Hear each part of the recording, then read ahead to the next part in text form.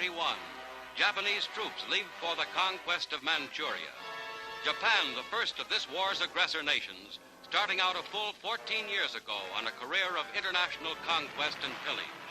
Shanghai in 1937, full-scale warfare against China. The world was still unready to deal properly with such wanton aggression. Japan's diplomats addressing the League of Nations attempted to justify their crimes against peace and decency, and then walked out.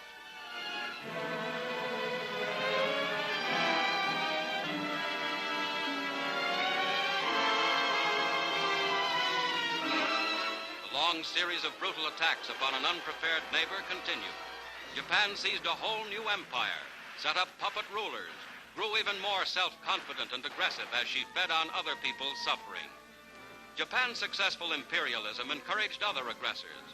Italy invaded Ethiopia. Later, Germany and Italy, by military intervention, helped overthrow the Republican government in Spain.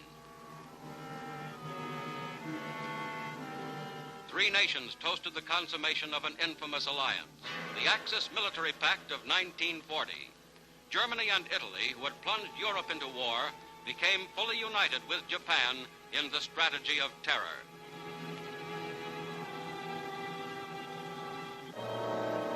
And through it all, bleeding, pillaged China continued as the scene of misery and death. Millions of her people were made homeless. With indomitable courage, but pathetically inadequate weapons, the Chinese fought back. Alone, they kept the resistance to Japanese imperialism alive.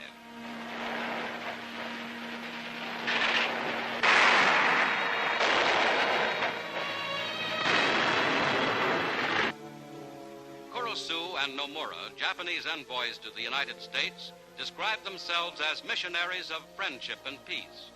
While they were still negotiating, their countrymen struck a savage blow unparalleled in infamy. Pearl Harbor, December the 7th, 1941.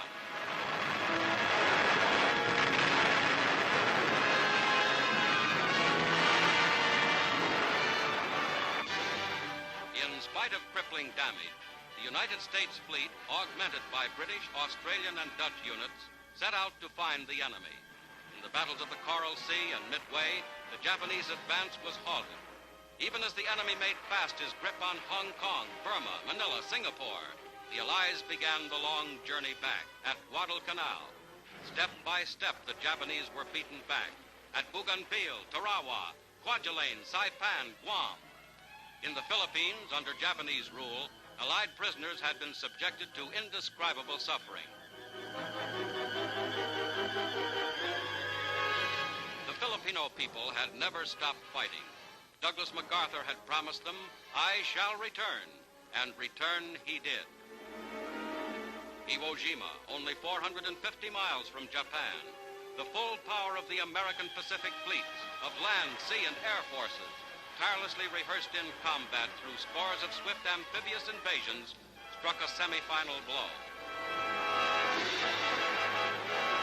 The Japanese dead ran into the hundreds of thousands, and once again, a flag of liberty was dramatically run up. Under General Buckner, who gave his life there, combined American forces fought the long and costly campaign for Okinawa in the Ryukyus, at the very doorstep of Japan. It was Japan's final hour, and in incredibly furious combat, enemy soldiers had to be destroyed cave by cave and one by one. But finally, their morale cracked open by American power. The first masses of Japanese soldiers began to give up voluntarily. Japan's fanatical suicide corps, in desperation air attacks, inflicted heavy damage on American naval forces off Okinawa. This was kamikaze. It was sensational, but it could never stop the Allied advance.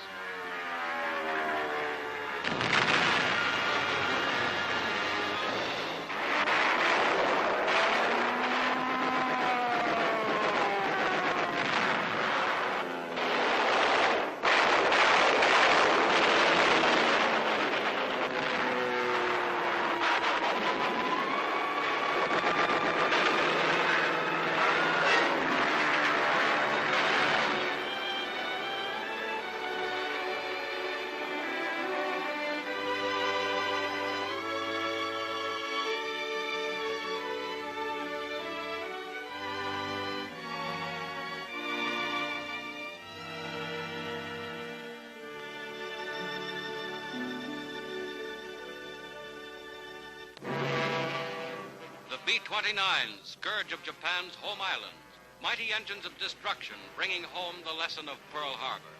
From hard-won Okinawa, from the carrier-based planes of the 3rd and 5th Fleets, Japan came under the inevitable reign of ruin. Allied sea forces moving up to the Japanese home island shelled the mainland almost without opposition.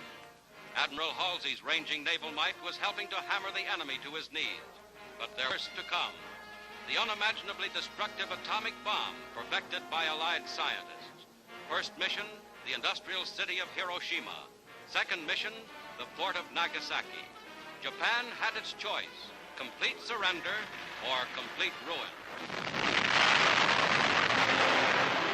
At Potsdam, even as they laid the foundations for a stable European peace, Clement Attlee, Harry Truman, and Joseph Stalin had decided on common action against Japan. As agreed at Yalta, Russia joined the Allies in war on the last remaining Axis enemy.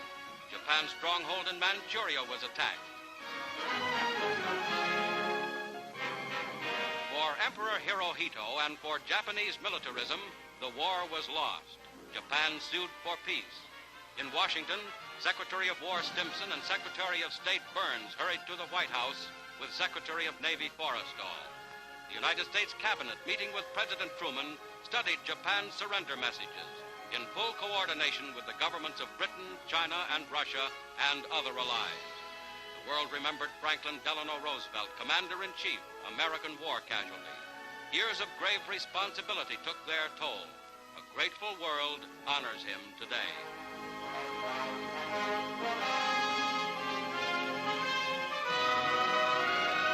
Douglas MacArthur, leader of Pacific armies, now named Supreme Allied Commander in Japan. Chiang Kai-shek, leader of fighting China. Chester Nimitz, commander of the mighty Pacific fleets.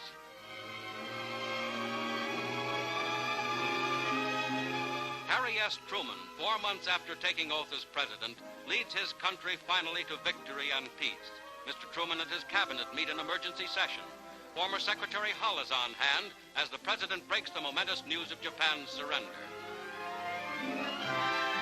I have received this afternoon a message from the Japanese government in reply to the message forwarded to that government by the Secretary of State on August 11th. I deem this reply a full acceptance of the Potsdam Declaration, which specifies the unconditional surrender of Japan. In the reply, there is no qualification. Arrangements are now being made for the formal signing of the surrender terms at the earliest possible moment. General Douglas MacArthur has been appointed the Supreme Allied Commander to receive the Japanese surrender. Great Britain, Russia, and China will be represented by high-ranking officers. Meantime, the Allied armed forces have been ordered to suspend offensive action. The proclamation of VJ Day must await upon the formal signing of the surrender terms by Japan. Newsmen rushed the president's report to a waiting world. And through the early evening, Tuesday, August 14th, the fateful news is flashed. In New York City, as throughout a rejoicing nation and world, vast throngs of grateful, happy people celebrate the end of fighting, the dawn of peace. 2 million New Yorkers jam Times Square. It's official. It's all over. It's total victory.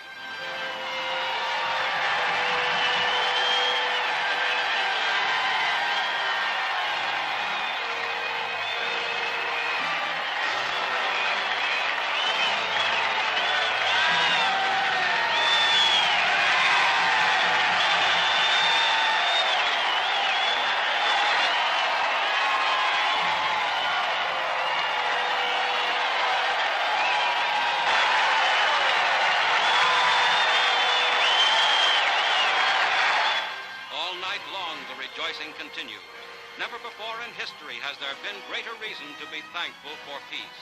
The world's free people are united in their determination that the world's peace shall never be endangered again.